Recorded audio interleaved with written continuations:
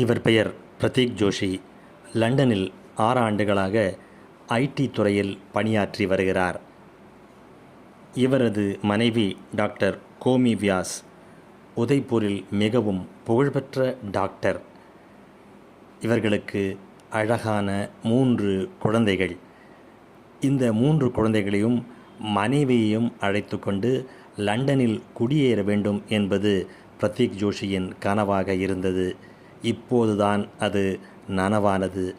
இன்றுதான் அவர்கள் ஒன்றாக கிளம்பி லண்டனுக்கு விமானத்தில் ஏறி அமர்ந்து செல்ஃபி எடுத்து அதை சுற்றத்துக்கும் நட்புக்கும் அனுப்பி வைத்தார்கள். ஆனால் அப்போது அவர்களுக்கு தெரிந்திருக்காது, அதுதான் அவர்கள் கடைசியாக எடுத்துக்கொண்ட ஒரு குடும்ப செல்ஃபி என்று. அவர்கள் இன்று லண்டன் நோக்கி சென்ற ஏர் இந்தியா விமானத்தில் இருந்தார்கள். அந்த விமானம் கிளம்பிய 2 நிமிடத்தில் வெடித்து சிதறி அவர்களின் கனவையும் பொசுக்கி போட்டது.